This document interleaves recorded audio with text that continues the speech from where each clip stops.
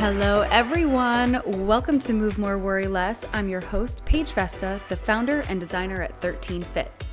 On today's episode, I speak with Malia Warren, who is the founder of Lifting the Dream, which is lifting gear, and she shares her story through fitness, starting her business, and her diagnosis with Hashimoto's and hormone imbalances. This is a really great episode, and I think there's a lot of information in here that can help a lot of people out there, so I hope you enjoy. Malia! I haven't recorded a podcast in a while. I am so happy to have you here today to talk about your business, your fitness journey, some other stuff. So I think the best way to start would be if you could introduce yourself to the audience, tell us who you are, what you do, and it doesn't necessarily just have to be about business, kind of whatever you want to paint the picture before we jump into our conversation. Well, thank you for having me. I really appreciate it. So I'm Malia. I own Lifting the Dream, which is a lifting gear company. I started it in 2015 doing just fun fitness t-shirts, trying to motivate myself to work out after I had my daughter. And it kind of just snowballed from there. And I realized, there was a lack of lifting gear that was fun.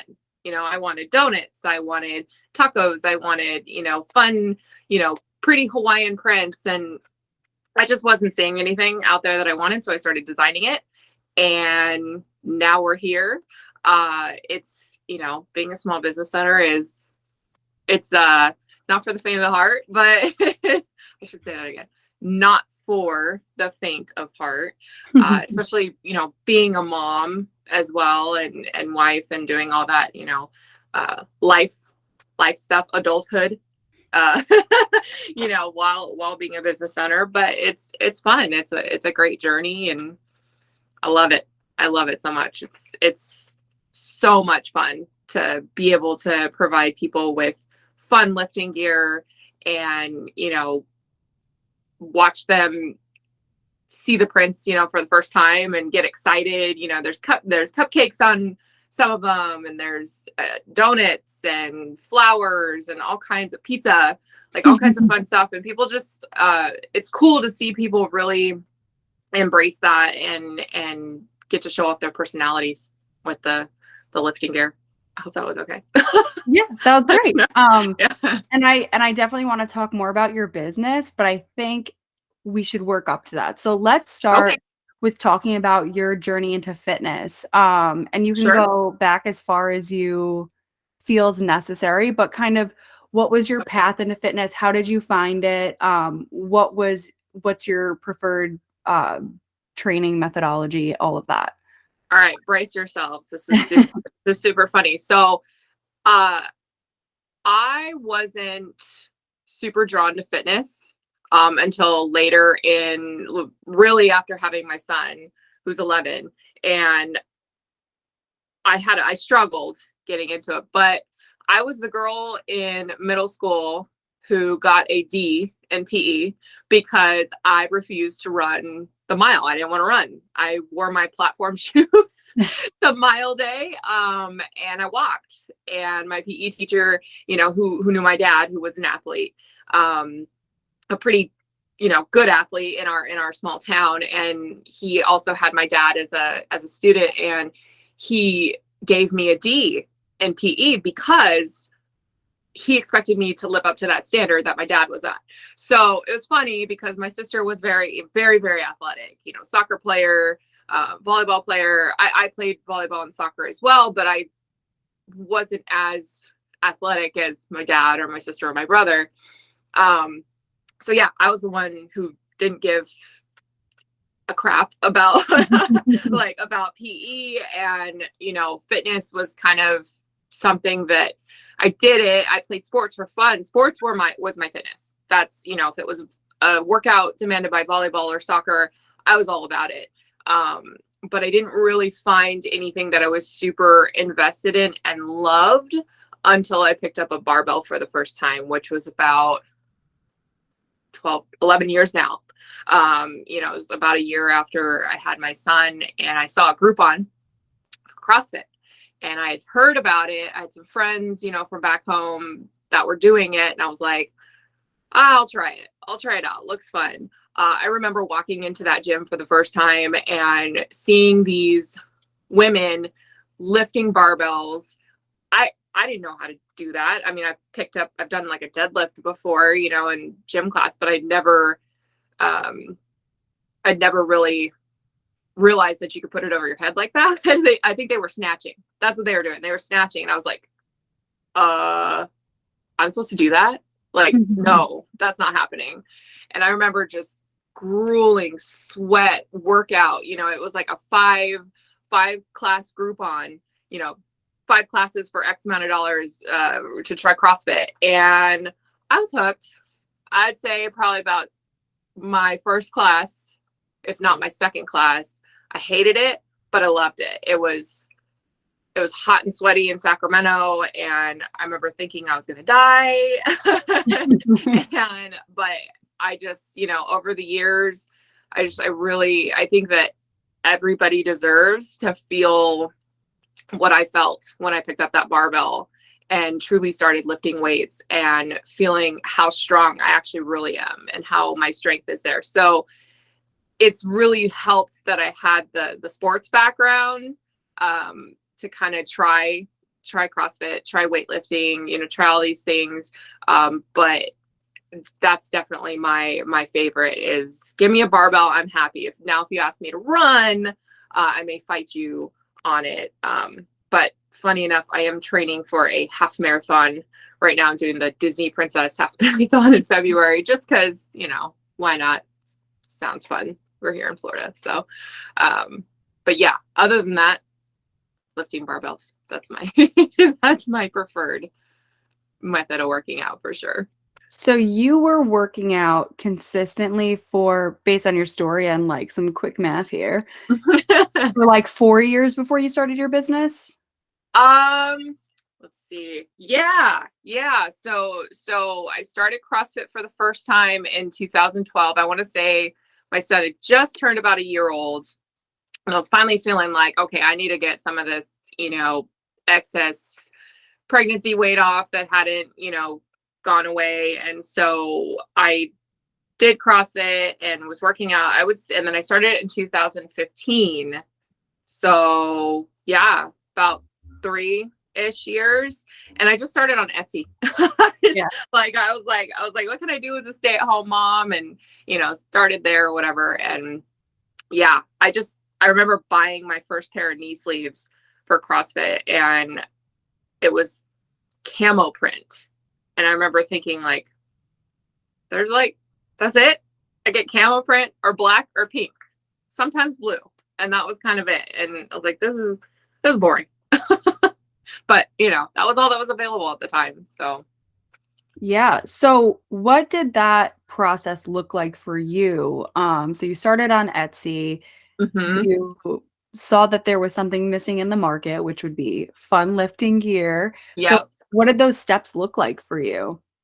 Oh gosh. So it took me, I would say, about a year and a half in business before I worked up the confidence, to be honest, to do the lifting gear. It was, sourcing a supplier and actually finding, a sample that I liked and that, would work. And I'm not like, I don't do anything half-assed. Like I went all in.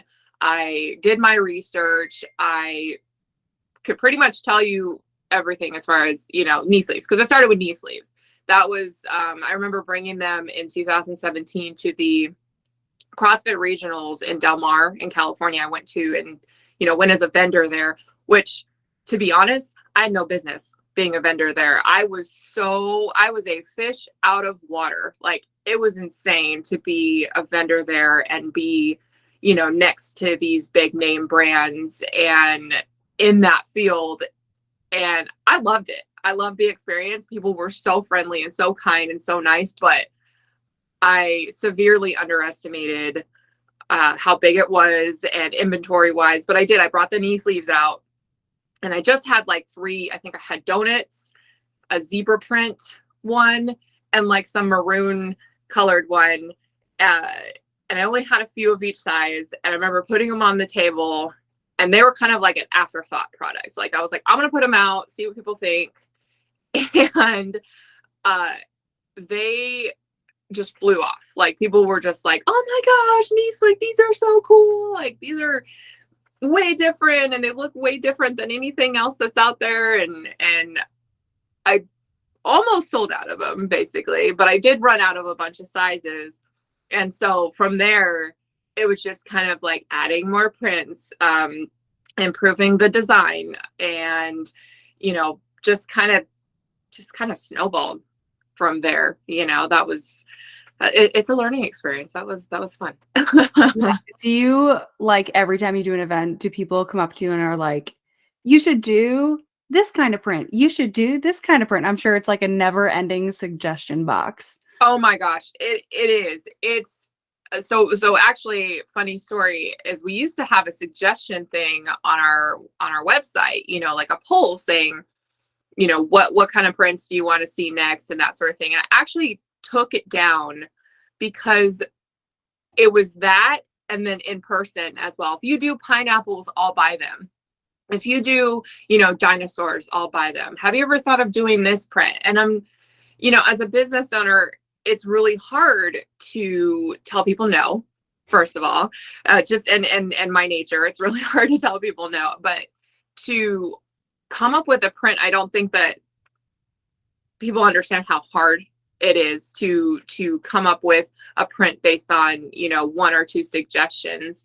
And, you know, definitely at events, for sure. It's like, oh, I want this, I want that. And I'm like, I'm trying. I'm trying. You do custom though, right? I do, yes. So just recently we launched the custom lifting belts, which is so much fun for me. Like if I could just do custom lifting belts for people, or for our customers, man, that would be so much fun for me. So basically you pick your fabric, you know, as long as it's not like anything licensed, okay, small business, not trying to get in trouble here, but non-licensed fabric, you know, from one of the fabric stores, Joann's, Walmart, whatever, and, you know, send it to me, or I can go get it, and I can make a lifting belt out of it.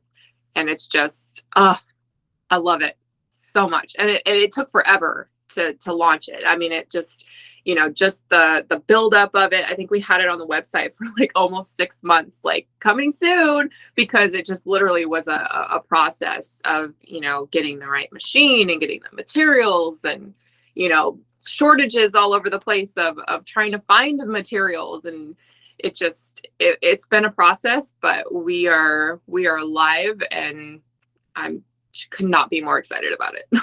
So how could somebody go order a custom belt from you? So from the website, there is a link actually on the homepage on the top that says custom belts, and you click that, and then you'll follow the, it'll bring up a page, and then you'll pick your size, you know, based on the size, you know, click the size chart, find your size, click your size, and then there's a customize your belt link right below the sizing, and you click on that, and you'll see all of the fabric we have on hand, all of the trim colors, the you know, all of that fun stuff. And we just have, I mean, just like I have a ton of really cool fabric, and I'm looking forward to making belts. But yeah, just, you know, that'll tell me exactly how to make it, what size you need, if you want any other customizations on it, like embroidery on the strap, or, you know, you want your name on the back or anything. Like it's a pretty easy process, but I'm more than happy to help. You know, if anybody has any questions, you can always email us at hello@liftingthedream.com, and I will definitely get back to you on how to build your custom belt. So that's such an exciting option.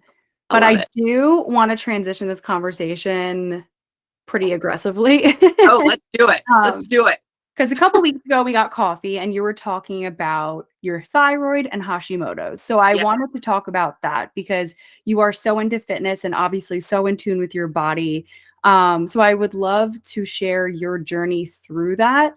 I Sure. think it's really interesting and probably could benefit a lot of people to hear about how you were even diagnosed with it in the first place.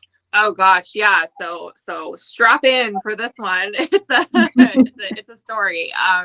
So my mother and my grandmother on my mom, so my mom's mom, both have thyroid issues. I believe my grandmother had hyperthyroid, which is an overactive thyroid, and then my mother has hypothyroid, which is an underactive thyroid, which means we need to take, which is passed down to me. It's a medication for life. Like it's a once in the morning, 30 minutes before breakfast, every single day of your life, to stimulate your thyroid. Because basically, what's happening is our thyroids are lazy. That's the non-scientific term, is lazy. My thyroid just doesn't want to do what it's supposed to do. So because of that pre-existing family history, they tested me when I was pregnant with my son Cody 12 years ago now, because I was pregnant, when they did the blood test and found out I was hypothyroid. And I remember getting that back and I was pissed. I was like, nope, I'm not taking this medication. I don't want to do this for the rest of my life, because I was young at the time, and the thought of taking a medication every single day for the rest of my life was really daunting. It was really. Can I interrupt you? I'm so Yeah. sorry to interrupt you. I just want to backtrack for a second.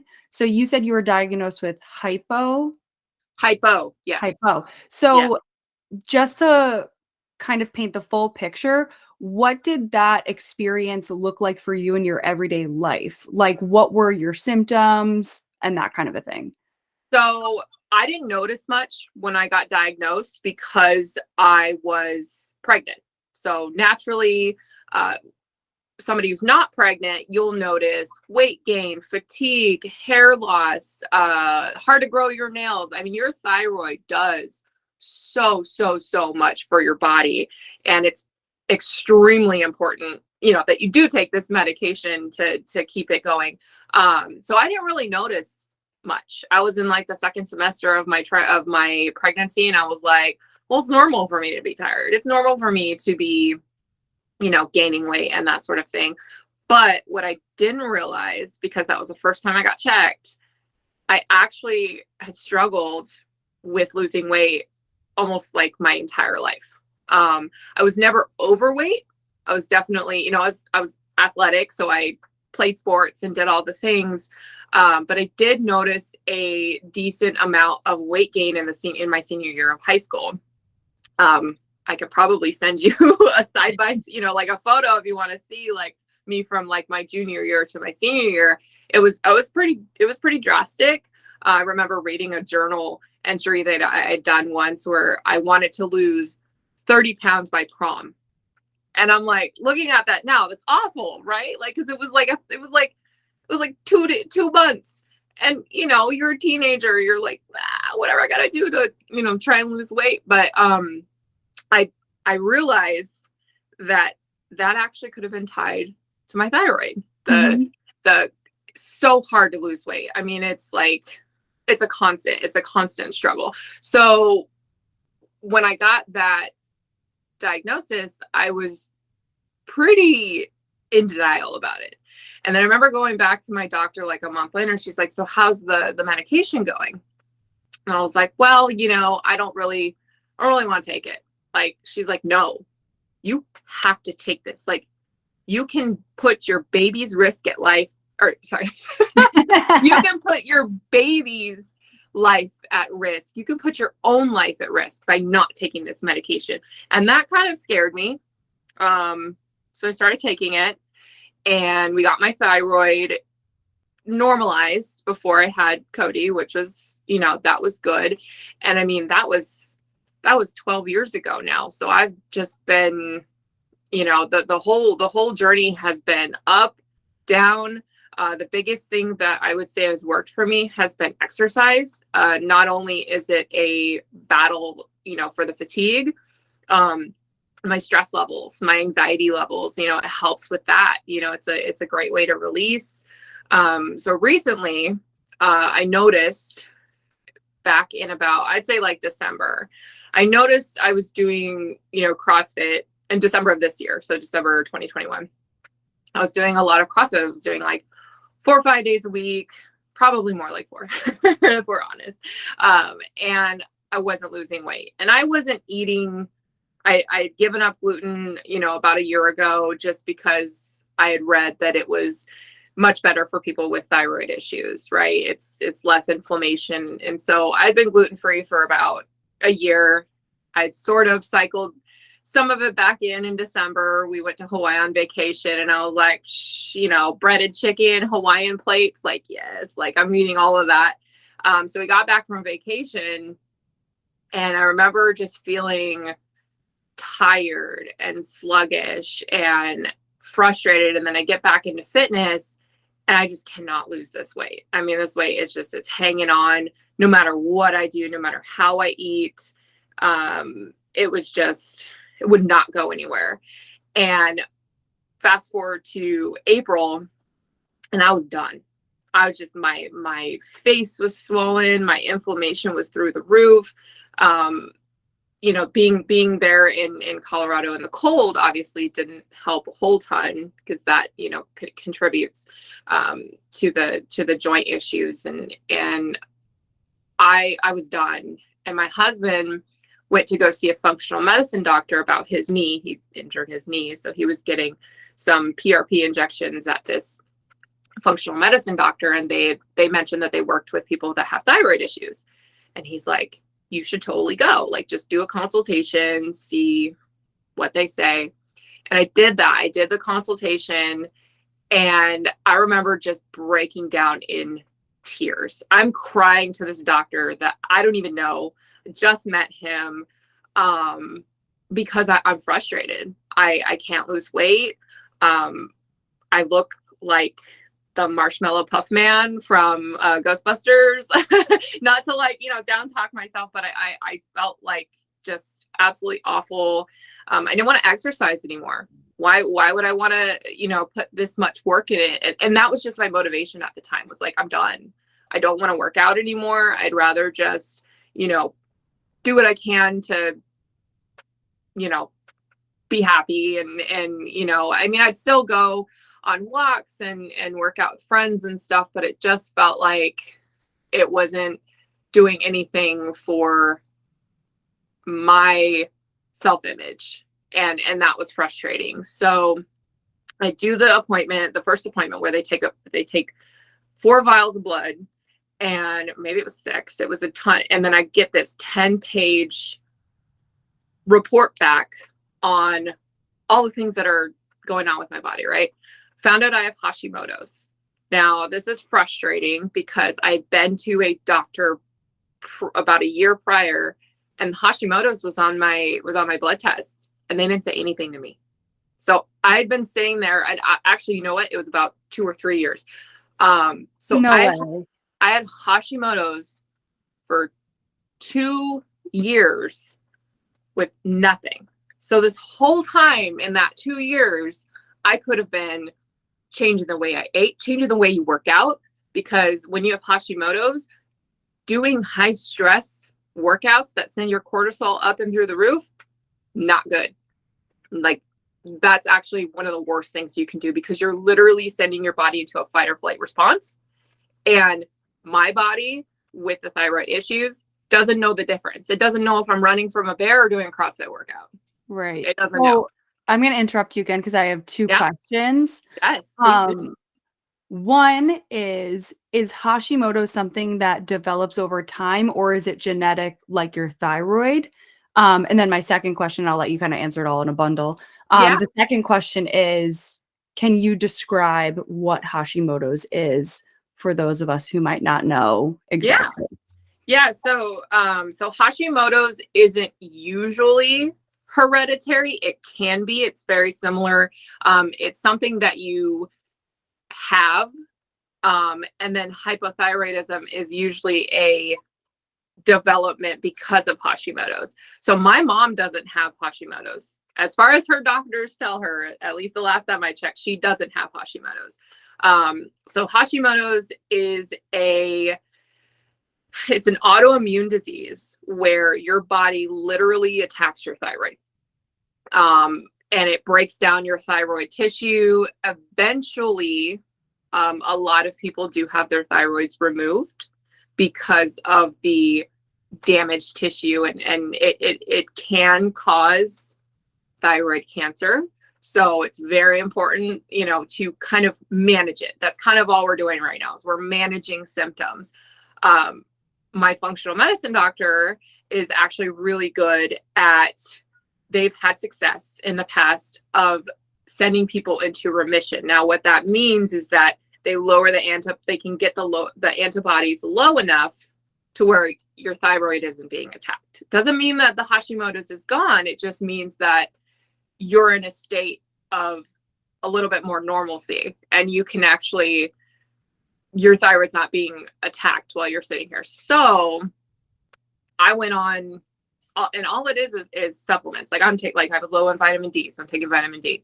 My estrogen is super high, so I'm taking progesterone and testosterone to kind of counteract and lower my estrogen. I'm taking, DIM, which lowers your estrogen because, that can contribute to the weight gain and stuff. And it's just kind of this whole storm that I'm trying to manage.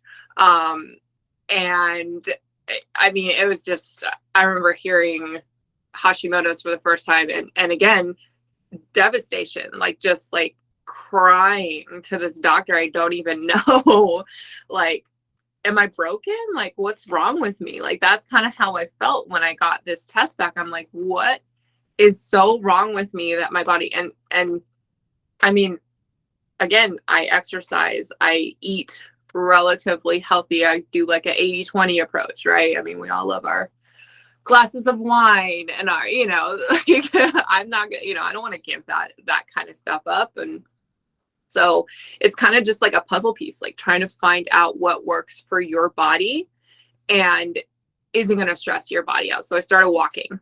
I stopped doing heavy lifting and CrossFit, just for a little bit, just to de-stress my body. So I started walking, and then I built that up into jogging, and kind of realized I actually like running because you can kind of zone out and have that clarificate, that cleansing you versus you moment, right? It's not like you walking into a gym and you're competing with the time and everything like that. It's no, it's just you, the road beneath your feet, and whatever, music, or, I listen to audiobooks, multitasker. Yeah. But I feel like that is a me time. So I have developed a less of a distaste for running because of it. And then I finally, after a few months, felt like, okay, it's time. I missed the barbell. I want to get back. So I would encourage anybody that does get that kind of diagnosis, and any autoimmune disease, really. I mean, because at that point, it's your body attacking your body. Whatever the reason, you can't, there's not really too much you can do. And you don't want to, stop doing things. If you can still do them, keep doing them, but do it slowly, ease back in, do it, at your own pace. Don't let anybody pressure you. So if you notice, you're having a hard time losing weight, the fatigue, the hair loss, my issue was my nails. My nails would just grow a little bit and break off. My skin was dry and couldn't stay hydrated. And it was just, if you're having any of those kinds of issues, go talk to a doctor, go get the blood tests. You deserve to know. You are the biggest advocate for your health and your body and how it functions. It's a simple blood test, and you can find out those things and then build from there, ease into it, start slow, build up as you feel you can. And, you know, it happens. I mean, I feel 10 times better. Let's see, that diagnosis was in April and now it's almost November. So it's been, how many months? Like 7 or 8 months. Yeah, like about 6, 7 months now. And I just feel like a totally different person. And actually, I remember talking to my husband, Nathan, about this the other day. This picture, and I'm happy to share it with you. I can show you a side-by-side from now. And just back in May, even, because May, I didn't start the healing process really until like mid-April, May, because it took a while for the blood test to come back. And girl, the difference in just, I mean, you can see it. You can literally see it in my face. Just the different, oh, it's crazy. So I'll send you those pictures. Yeah, definitely. Like put them side by side and I can show you. But yeah, I would encourage anybody having an issue, especially as a woman, like our hormones and our thyroids play such a big role in our ability to lose weight and to function. And don't get me wrong, losing weight is not the main goal here at all. It's just, for me, I noticed that because that was my goal, was to lose a little bit, to kind of get back down to like a pre weightlifting, because you gain a little bit during weightlifting programming. At least my programming, I did. And so I was trying to kind of get a little more lean, I was trying to get better at like gymnastics stuff. And so I kind of thought, okay, if I, can lose a little bit excess, then I can move my body faster. And I just, it's not how do I say that correctly? That it shouldn't be the goal for everybody. Like, not everybody's goal is to lose weight, but if you're noticing that that's an issue, then, it's very helpful to look into hormones and make sure all of that, because it literally is it's a big, huge, your body's a big, huge machine, right? And when one thing is off, they kind of just keep spiraling, and it could be, it could be a contributor. So I just want to go back and clarify. Hypothyroidism can lead to Hashimoto's, or did you say it was the other way around? Or like what's the relationship between the two, I guess, is really the question. So some people have Hashimoto's and don't develop hypothyroidism. Mine, we're not too sure what kind of sent me into that, from just having hypothyroid to triggering Hashimoto's, like a Hashimoto's response, which is where my body is, my antibodies go through the roof, and those antibodies attack my thyroid because it sees it as a foreign object. And it's like, I gotta attack this, organ and get it out of here because it's causing us. So we don't know the exact reason of why that happened. It's just that we know that it developed after I had been diagnosed with hypothyroidism. But there are people, and that's a great thing to mention too, is there is a ton of support groups on Facebook, and not necessarily for medical advice, but if you're looking for like support on, what has worked for people, or finding a functional medicine doctor, or, recommendations on, recipes. I actually went and did autoimmune paleo, which is an autoimmune protocol. So if you look it up, Google it, it's a kind of a an elimination diet that has you take out possible allergens that can cause inflammation, because inflammation for somebody with an autoimmune disease, doesn't matter which one, is that's where our symptoms come in, is when there's inflammation, right? So you need to find out what's causing that inflammation. And attack it from there, individually. So this autoimmune protocol actually has you take out things like, of course, gluten, dairy. So funny story is your body sees dairy the same way that it sees gluten. Like it sees it the same, and so it will attack it the same. So if you have a gluten allergy, obviously verify this with your doctor. But per my doctor, and a few other, support, from the support groups and stuff, there is a strong correlation that your body sees dairy the same way as it sees gluten. So inflammation response for gluten and dairy. So you take out, obviously, gluten, dairy, believe you take out soy, you take out peanuts, you take out nightshade veggies, which are bell peppers, and I love bell peppers so much. Like, oh, that was so hard.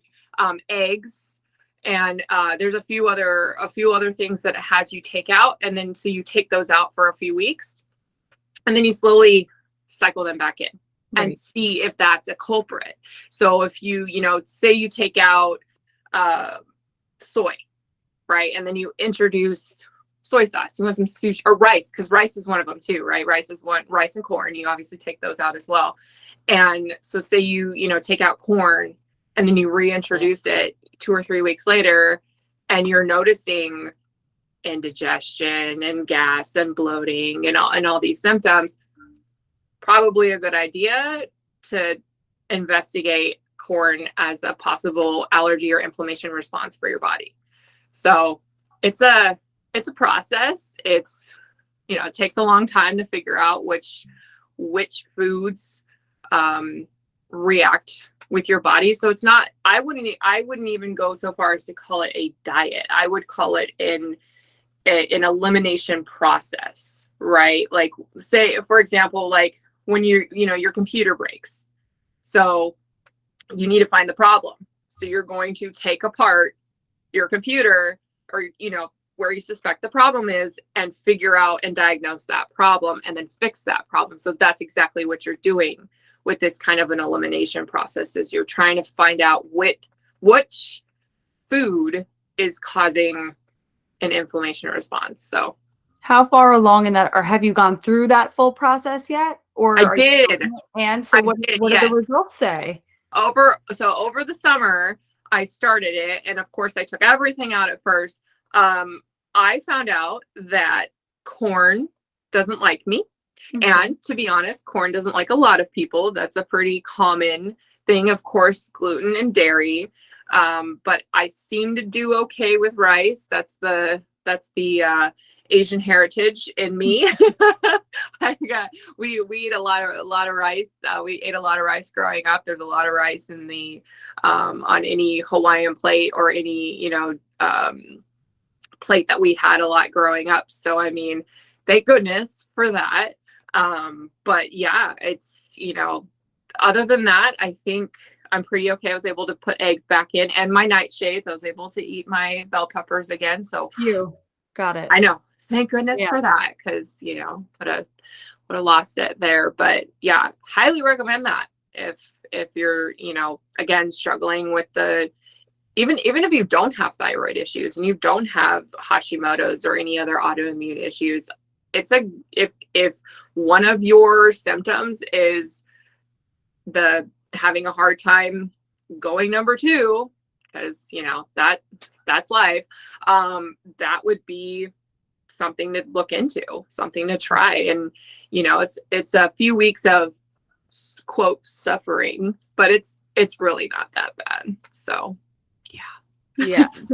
I feel like I should probably try that. I have so many problems, but I mean, that's a whole nother conversation for a different day. But yes. Super interesting. So what if you go get your blood tested, say you suspect you have something with your thyroid or potentially Hashimoto's, when approaching a doctor, what are you asking for? Is it in like the standard blood work that you would just be like, I need blood work, and they would just do it? Is it a specific test you need to ask for? What does that look like? So going back to what I mentioned earlier, you're your only advocate. You need to approach it like you are the only person who cares about the results that you get on your blood test. Unfortunately, I have had a few doctors that just brush it off. Oh, your thyroid's fine. It's within the quote normal range, which doesn't mean optimal. Normal range doesn't mean optimal for your body. So you would go to a doctor, ask for the blood test. You are going to want to ask for, I wrote it down. I actually have a list, if you want to edit this, and I can share with you the blood test that I recommended based on, this is what my doctor recommended. Ooh, where's that at? Things to test. Okay, so before I tell you what the things that I've had tested, you have a right to any test. This is your body. If you're willing to pay for it, you have a right to ask for any test. And if the doctor refuses you, you need to ask them to note it in your file that they refuse to offer you a test that you asked for. 9 times out of 10, they won't refuse you, because here's the thing, you're paying for it. Whether you have insurance or not, that's the way I saw it, was I'm paying for this test. All you have to do is put in the order for it. Like, if I'm willing to pay for it, let's do this. So definitely the full thyroid panel, which is TSH, free T4, T3, TPO antibodies, because the TPO antibodies are what attack your thyroid. And that's a signal of Hashimoto's that's happening. Don't let any doctor tell you, oh, it's just Hashimoto's. You'll be fine. Just you don't change anything, because let me tell you, if I had done nothing, I'd still be miserable Malia from back in April and May. So I changed a bunch, and so you also want to check your hormones, your estradiol. Hope I said that right. Which is basically your estrogen, your DHEASs, testosterone, free testosterone, progesterone. So those are your hormones. And my doctor would be so proud of me for telling me all this. But the testosterone, the progesterone, and the estrogen kind of function in a cycle of 3, right? And you kind of need a even amount for them to function and work together. Mine weren't doing that. So getting the diagnosis that my estrogen was high, immediately we were like, no, we got to bring that estrogen down. So my body is what's called estrogen dominant, and my body is just producing too much estrogen. And again, that contributes to pretty similar symptoms to thyroid, which is fatigue, weight gain, all that fun stuff. And then vitamins. So B12, which is great for energy, vitamin D, calcium, magnesium, potassium, folate, and iron. Of course, you can absolutely ask to test more than that. But these were the ones that I discovered were most helpful for my body. Another one would be CRP, which is the inflammation. So you can see where that level is and how inflammation is happening in your body. Obviously, if that's elevated, something's causing inflammation, and it could be helpful to have that figured out. And then other ones that you can add, as far as like a larger blood panel, white blood cell count, red blood cell count, the LDL, which is your bad cholesterol, and your HDL, which is your good cholesterol. And those need to be optimal and functioning together, so that, we can make sure that your cholesterol, now if your cholesterol is high, obviously there's, again, talk to your doctor. I'm not a doctor, but I'm just, repeating what my doctor told me. Cholesterol is necessary for your body. It's actually your body's like healing response. But if it's significantly elevated, it's definitely worth getting that checked out. And a lot of doctors will normally check that. That's a pretty common. They'll also check your A1C, which is your blood sugar levels, which is also very important.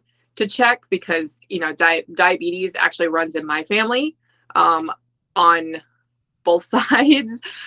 So it's actually it's pretty significant, to keep your blood sugar, in check. And exercising, honestly, and eating right is one of the biggest things you can do to prevent that. But yeah, that's just a start for some blood tests. I will say it was hard. It was very hard to find a doctor that would not, a traditional PCP, I call them commercial doctors, right? The ones that your insurance makes you go to.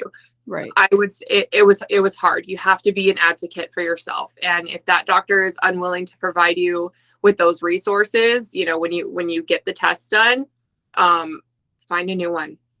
I mean, keep going until you find a new one. You find somebody that will listen to you and not tell you that you're crazy, because I more or less got told I was crazy when I kept going to the doctor and my thyroid levels were optimal.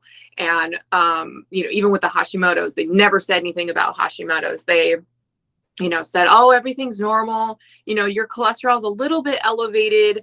But just exercise and eat right. And I'm like, I literally just told you in my appointment that I exercise 4 or 5 days a week, that I'm currently competing in weightlifting, and you're telling me to exercise more to lower my cholesterol. And I think that was a huge red flag, because that doctor didn't pursue anything. So you really have to be your own advocate and push for something to be done. And so seeing a functional medicine doctor was really helpful, because she did give me all of those things. She gave me, gave me recommendations for supplements. So I take vitamin B, I take vitamin D, I take a multi-mineral that has calcium, magnesium, potassium, folate, all that fun stuff in it. I take a testosterone, progesterone, and DHES. It's called a troche. You put it in your mouth morning and night, and it dissolves in your cheek. I have to do that every day, and I have to take my DIM, which lowers my estrogen. So it's a very involved process, but again, so worth it. Like I'm not on any freaking snake oil or specialized supplements, from an MLM or anything like that. Like, no, like this is just straight vitamins. But see, that's the problem, is everybody's like, oh, I'll just take a multivitamin and I'll be fine. But that's not always the case, because maybe that multivitamin doesn't have the estrogen you need, or the testosterone you need. If you're, depending on where you're at with your levels, it doesn't have everything you need. So it's helpful to get those tests to see what you're deficient in, and then go from there. So hope that answered that question in a really long roundabout way. No, it definitely did. And I appreciate you being so willing to share all of your journey and all the information that you've learned, because I'm sure this will benefit a lot of people. I'm going to wrap this up with a couple of sentence finishers. So just like whatever pops in your head when I oh my gosh, okay. You ready? You ready? Yeah. They're like not that crazy. Take it off. Okay. The first thing I do when I wake up is take my thyroid medication. Yes, on brand. Okay. My favorite workout or exercise movement would be clean and jerk. Okay. I don't feel surprised by that though. I thought you would say snatch.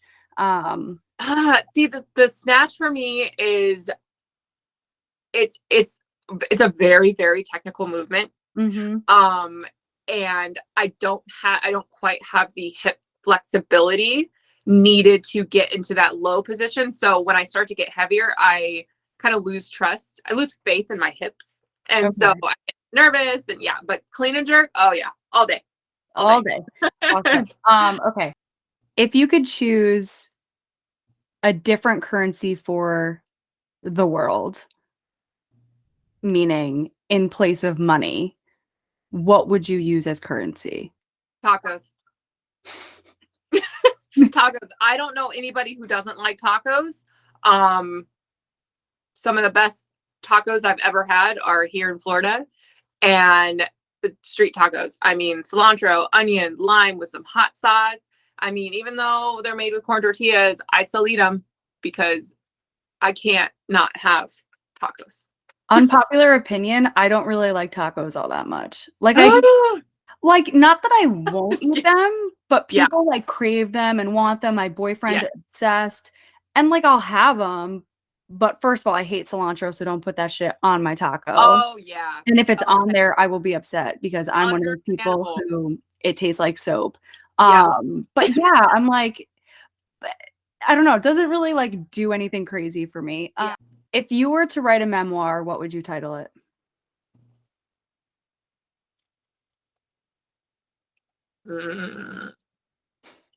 This is me.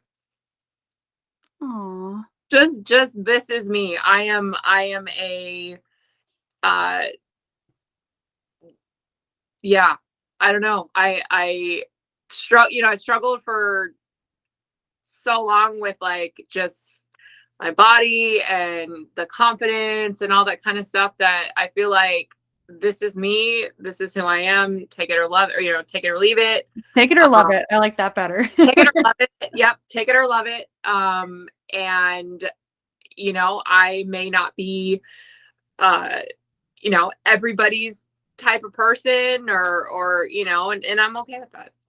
I'm good with that. But I think that we're put on, we only get so much time on this earth, and I think that spending time worried about what other people think of us is a waste of time.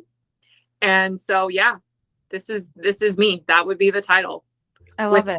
With a picture of me on the front, probably snatching with a taco in my mouth. I don't Literally what I was gonna say about what the cover of that would look like. Raining tacos, right? Raining tacos, with my nerdy fandom tattoo and all my Harry Potter, Star Wars, Lord of the Rings tattoos on my arm, and probably dressed up like a Jedi. So you have homework, and that is to design this cover. I need to see this. Okay. It sounds absurd. Design. I'm writing it down. Oh my gosh, she's writing it down. That's amazing. Oh my gosh. Hey, I take my homework seriously, okay? I love that. Cool kids. That's so cool. Okay, so last question is just for people who are interested in you and your product, Lifting the Dream, where can they follow along, find you, shop, etc.? Awesome. So we have our own website, www.liftingthedream.com. And we're also on Instagram. Do you want me to give handles? Yeah, sure. Okay. So we're on Instagram at Lifting the Dream Official. We're on YouTube, which you can find us by searching Lifting the Dream. Our URL is way long. And then you can find us on TikTok, which is at lifting.the.dream. If you want to see some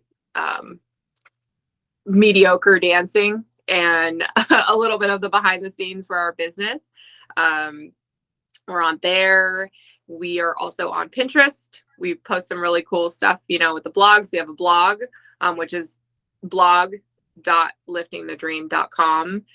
And we're on Facebook as well. And you can always reach out to us either on Instagram Messenger or Facebook Messenger or email, which is hello@liftingthedream.com. And you'll always get a response. So amazing. I'll put all of that in the show notes because there's a lot of places to find you. But Malia, thank you so much for coming on today. This has been so much fun. I am so grateful for our friendship, that we connected when we did, and for you coming on and sharing your story, because I think, like I said before, I think it can help a lot of people in a lot of ways, not, beyond like if they have exactly your situation or not, just advocating for yourself and figuring out your health for you.